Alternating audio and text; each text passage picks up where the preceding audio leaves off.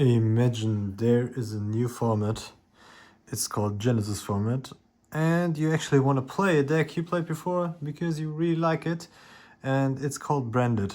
Then you actually have to make a lot of decisions. Right here, you see cards that have points on branded, or that you can play in branded. There are really a lot of cards that, yeah, let's say got hit on the point list, let's call it point list, and so you have to make a lot of decisions which card you want to play and which you don't want to or can include. The standard format is 100 points, so you're not able to play more than cards and then your main extra and side deck that are more than 100 points. Right here we have the most important card, that's Brand Fusion. It actually has 33 points on its own. This actually makes it quite hard to build a branded deck, because the first decision is, do I want to actually play Branded Fusion or just play an Albus deck, right? With some other Albus cards. But in a format where there is not every deck can run Ash Blossom, I think it's a really good idea to run a power card that's Branded Fusion. So now that you decided you want to play Branded Fusion, or I decided I want to play Branded Fusion, next question is, how many Branded Fusion can I play, right? Because in theory, you have 33 points. If you play 3, you're at 99 points.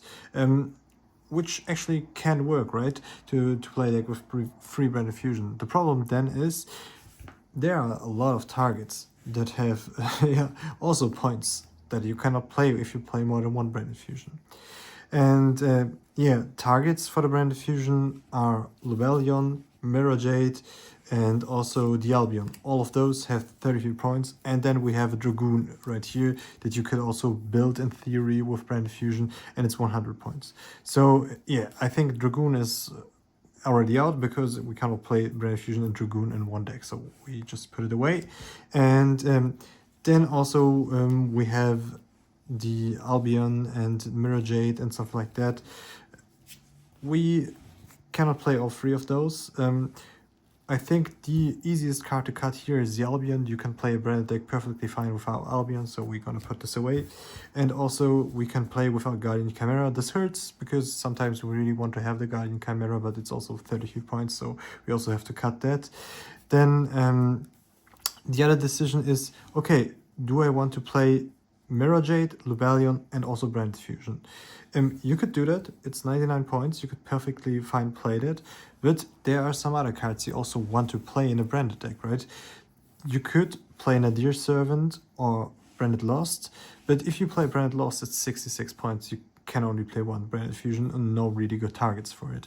And also, the main reason to play Lost is Lubellion, to just set it, right? And also Sarenir. All those bestials really cost a lot of points and we cannot really afford to play that, so let's also put those away. And also Nadir Servant sometimes is an inclusion in this deck, but we cannot afford to play that because we want to have at least one good target for the Branded Fusion. So I think we come up with those cards. Those cards cost only 3 points, so we really want to include the Cartesia and the Quem, and those are really important to be able to play the game. So if we want to play Lubellion, Mirror Jade, Branded Fusion, and also those, we cannot do that. So we have to cut either those 3 to play all of those, or we have to cut one of those. The question is, okay, we cannot cut Branded Fusion, so we have to cut either Mirror Jade or Lubellion. I think the decision here is quite hard because there are a lot of targets that you can fuse with Lubellion, but I think it's worth it to cut the Lubellion and just play the Mirror Jade and those 3. Then we actually have 25 points left we can use for hand traps that we want to use, and some hand traps are actually necessary in this format. I will show you in the later deck profile. So I think we want to spend our first or engine points of the 100 points for those 5 cards. So 9 for the double Cartesia and 1 Quem, and then 33 for Branded Fusion and 33 for Mirror Jade, and unfortunately we cannot play the Lubellion, which really does hurt the branded deck. Okay, now we decided on which cards we want to spend 75 of our 100 points. Let's go now for the actual deck profile. Yeah, the 33 points Brand Fusion is the most important card. So we also want to see the Brand Fusion. So we play the maximum amount of searches we have for the card. So we play Aluber and also Branded Opening, 3 of those. We cannot afford to play Foolish Boreal and also Goldsuck because they also cost some points. So we cannot play those. But we have several Branded Fusions. We only play 40 cards because I don't think it's a good idea to go over 40 cards. Because we want to see our high quality cards, and those cost points, right? And if we go for more low quality cards, we cannot see our high quality cards. So I think it's a really good idea in Genesys format overall to just stick to 40 cards. Yeah, you don't have to play more, right? Then we also want to play as much Albus as we can. I play 3 Fallen of Albus, and then 3 Albion the Shrouded Dragon, and 3 Fusion Deployment to search the Albus. Also, Albus is quite a good board breaker in this format, but because there are not a lot of hard negates and also not a lot of imperms and whalers because they all cost points, right? So Albus can actually quite good break boards in this format, and I also want to max out on him because, yeah, we cannot play Lebellion, and Lebellion is the card that recycles our Albus. So if we went through our 3 Albus, we went through them, and sometimes we can maybe use the Albus on the Albion on field or in the graveyard to just fake another Albus, so we don't have to banish him always. So yeah, I think it's really important. It's really, really important to not spam your Albus and play really careful with your Albus so you don't easily banish all 3 of them and then cannot access anymore and cannot really play the game anymore. Then for our extenders, we invested the 3 points and the other 3 points for the Cartesia, so we played 2. And then the Quem, the other 3 points, so this is 9 points for, 1 Quem and 2 Cartesia. I think it's important to play 2 Cartesia.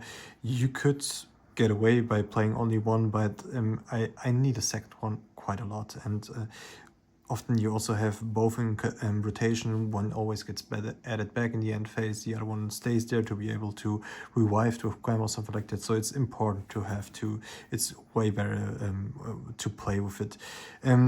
There's also an argument for playing to Quem, but she costs also 3 points, and we also want to invest our 25 points in something else. I want to play 3 Tragedy and also 2 Allure of Darkness. So we invest 10 more points into 2 Allure of Darkness. I want to play hand traps in this deck, so we still have 15 points left for a really important hand trap that we kind of have to play in this format because there are some decks that really spam a lot because there are less hand traps, so people are just playing those decks where they can just play freely. And yeah, we have to play this hand trap. I will show you later. And I also play 3 Tragedy because I want to have this deck as full with engine as I can, because this engine can break really good boards and we cannot play high quality board breakers or hand traps, so we just play good engine instead, right? That's the philosophy behind it. So we play 2 Allure, which is fine, with also 3 Tragedy. We also play some more monsters. We play 1 Damaturge, we play 1 Ad Libitum, and we play 1 Mercurier and 1 Romarin. I think it's really good to play both because this one does come up a lot, and also the Ad Libitum is really good to recycle the one of Mirror Jade, so we kind of need to play that. 1 Mercurier is also fine. You can also banish it with the Allure of Darkness, which is really good, and it's good to search it, to just have it as a card. So I think it's fine to play this card. And then the Romarin is really interesting. This one is here for sending it with Albion. So you go Brand Fusion, send Fall of Albus and Romarin, then Albion effect, chaining 1, the Romarin chaining 2, and then she sends target from the extra deck, the Golden Rose Maiden. So this does nothing actually in the graveyard for us. It just gets banished for summoning Mirror Jade, and then we can have Albion still on the field, and we can just fuse him away then later with Cartesia or something like that. So we don't want to banish our Albion. Before we could just banish the Aluber that we search the Brand Fusion with to just go into the Lobellion, but we cannot do that in this deck because we cannot play the Lobellion, right? So it's necessary to have something else to send and to yeah, just arrange your plays. And also for the other branded spells I'm playing, I went heavily on brand in red. I think it's important to play three brand in red because you play a big Despia engine, and also this one recycles your Fallen of Albus. You can get back your Fallen of Albus with this card and then use it in hand. You don't have to fuse with brand in red, so it can get you cards back, and it also is a good card to just have. And then for the three other branded spells and traps, we play one Theater. This is really good to just go for the Tax Dragon, because in this deck, part of our end board is the double Tax Dragon, so it's really good to have a target for Aluber to search with that if we already have like branded in red. And then we play Brand Retribution. This is like a standard in branded decks to just get back the one branded fusion. But this one is not standard, it's Branded Sword, and I swear this is a really good card. I originally just played it in this version, but I am also thinking about playing it in the normal TCG versions of the deck, because this one can back banished cards that are that have Fallen of Albus in their card text, which is like really cool.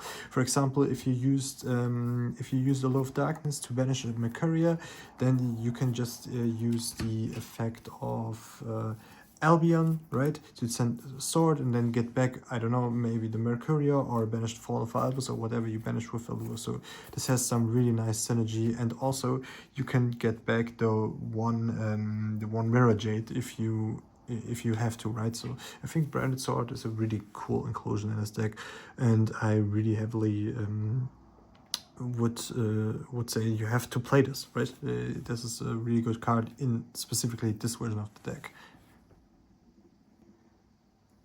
And for the last cards in the main deck, we have the non-engine cards. I'm playing Final Bringer of the End Times. If you don't know what this does, you choose one monster on your field and one card the opponent controls and destroy both.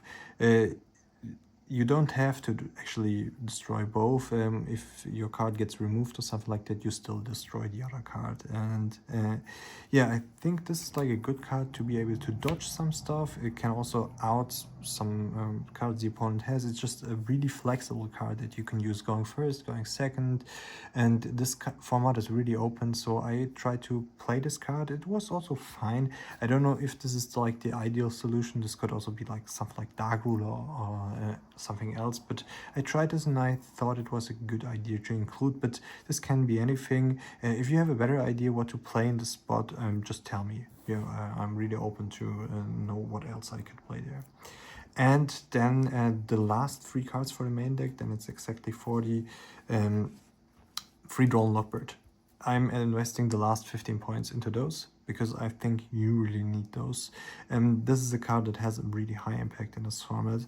There are a lot of decks that search a lot, and you cannot afford to play Ash in this deck because Ash costs 15 points. You could play one, right? But I think it's way better to just go for Free Draw.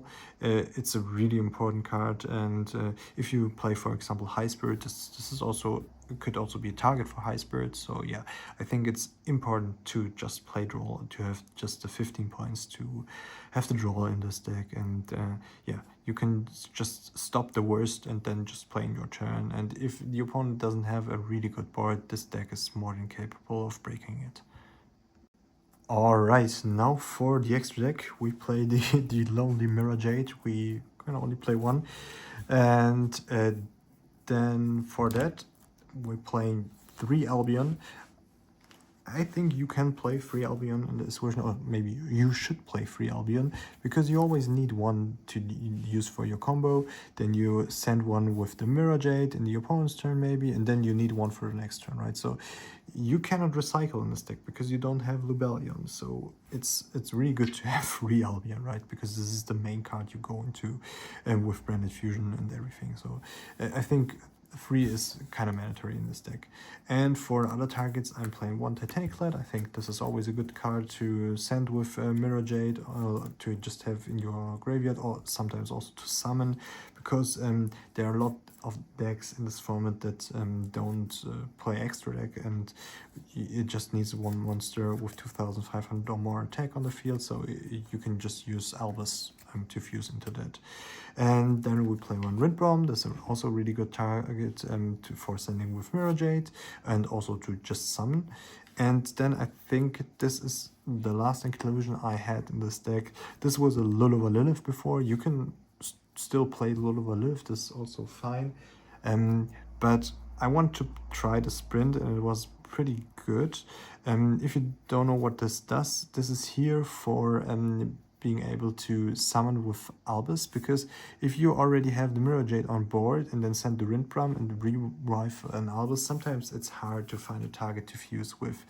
And this one only needs one form of Albus and one monster that was special summoned and is an effect monster, but it has to be special summoned in this specific turn, right? So if you went first and have Mirror Jade on the board and revive with Rindbrom the Fall of Albus, then you can just choose one monster that's special summoned and fuse into this. And it also has kind of good on-field effect. You can only use it in your turn, but you can, if you have this in one column, you can just choose another column, just switch it there, and then it pops everything in that column, right? Also your cards, but mostly the opponent's cards. So you could, if there's one monster and one spell in the opponent's column, you can pop both. And the grave effect is to get you a Spriggan's monster and also or a Fallen of Albus in the end phase. You could play also Spriggan's Kid for that, but I don't want to go over 40, but you can just go 41 and just play one Spriggan's Kid to be able to search that with that. So maybe it's also a thing you want to do. I decided not to do it because I want to stick to 40, but I think if you play 41, that's also fine. Then for the other fusions I'm playing, I decided to play 2 Granguignol. I think that is a good idea in this version. You could cut it down to 1, but I always like 2 Granguignol, and you can send then 1 in your turn. You can just send 1, I don't know, a Titanic Lad to special summon in the end phase, and then in the next turn you can just go for, I don't know, send the Dhamma Church to just rebound. So I think it's a fine thing to have 2 in this deck. And then one of your main win condition in this format is double Tax Dragon, because you have a lot of decks that spam a lot, right? And to just go for just one Tax Dragon is also really strong. But if you end on 2, this can be really devastating. And I highly recommend playing the Masquerade. It's a really strong card that puts a lot of pressure on the opponent. And I also play 1 Coritis. It's a target for Granguignol to summon, but you can you can just summon this, and it also helps you to protect the other Masquerades. And then Dragostapelia, it's just a good card you can go into often, and that's why I actually recommend to play it. And the last 2 cards are the Romarin, the Guard Rose Maiden. You send with the Romarin for your Mirror Jade combo, and 1 Garura. This can be anything. It can also be a 3rd Masquerade, but I like Garura to be able to send with Granguignol, because sometimes you just need a card in your hand to be able to discard or something like that, and then you just have the Garura get sent by the Granguignol, and then you have the card you need. Okay, now for the side deck, I decided to play some back row removal. It's 3 Twin Twister and also 3 Cosmic Cyclone. This is really good against Fire King that's played heavily, and you have a lot of decks that just end on back row and have a lot of back row. So this deck doesn't really have an inherent back row out. You play Final Bringer of the End Times in the main deck, but yeah, having more back row removal is always a good thing. And Twin Twister also lets you discard, which can really help in this deck. For example, if you have Tragedy in the hand, Tragedy does not trigger when you discard it. It has to be discarded by an effect, so discards as cost. But if you have something like Tragedy and Brand Red in the hand, to be able to use Twin Twister, discard Tragedy, and then have the Brand Red life is a really good thing. You can also discard Nalbus to just have the Brand and Red life. So I think it just helps you sometimes to be able to discard something. So I like the Twin Twister here, and it also messes the opponent up. This could also be like a Hatronade or something like that, but I like those cards because they get rid of the cards, and not just bounce it to the hand. And then for some hand traps, I also play DD Crow. DD Crow is just a really versatile and good card in this format. It costs 0 points, so you can just play it everywhere. This could also be in the main deck, but sometimes the impact is not high enough, I think. But against specific decks, this card is really, really good. So I really incentivize you to play it at least in the side deck, right? But this can also be easily in the main deck. And the last 6 cards are really anti-XYZ cards, because XYZs are super, super broken in this format. And yeah, they are not nerfed enough. I think you have a lot of really strong XYZ decks. For example, Exorcist, you have, I don't know, some Super Quantum decks, even Purely decks. Fire King also makes XYZs. You have Onomat deck, which can make a lot of XYZs. So I think this is super important to just play the Flying Sea, because Flying Sea is also a really, really strong card in this format, specifically because they're not link monsters. Because if you don't know what this card says, if the opponent normal or special summons, you can special summon this on the opponent's field, and then your opponent cannot XYZ summon. It just doesn't say you have to. It has to use this as a XYZ summon. He just cannot, as long as this card is on his field. And because there are no links in this format, you cannot just link this away. You would have to synchro it away, or just tribute it for a card, or just run it into another card. But if you just put all your cards in defense mode, he cannot really get rid of this. Maybe he has to tribute over it or something like that. But it's really hard to get rid of contacts, Flying Sea. And also this card is not once per turn. So if you have 2, he gets rid of 1, you can just give him another one. So yeah, it's a really strong and important card in this format to counter XYZs, which are ridiculously broken. And then I have one more card to counter XYZ. It's XYZ Encore. I already told you there is X Purely Noir that you can face, and you have no art for that in your deck.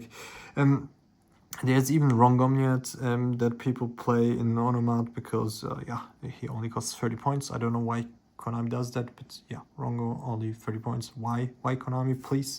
Please ban or just put him to 100. We don't want to see Rongomniad with 4 materials that says you cannot special summon, right? Whoever needs that, right? You have Super Quantum Great Magnus, which says no card effect. So there are a lot of XYZ floodgates, and XYZ Encore, yeah, just helps you out those. And I think this can also be like something like Kaijus, but I think this is better against Rongomniad, also Purely Noir and stuff like that. And yeah, Brand has a problem with outing strong towers, and yeah, this does it for it. So you have to have those 6 cards if you play against those broken XYZ decks. Alright, thank you so much for watching. I hope you enjoyed the deck profile. Leave your feelings or yeah, your meanings about this brand deck in the comments, and see you in the next one.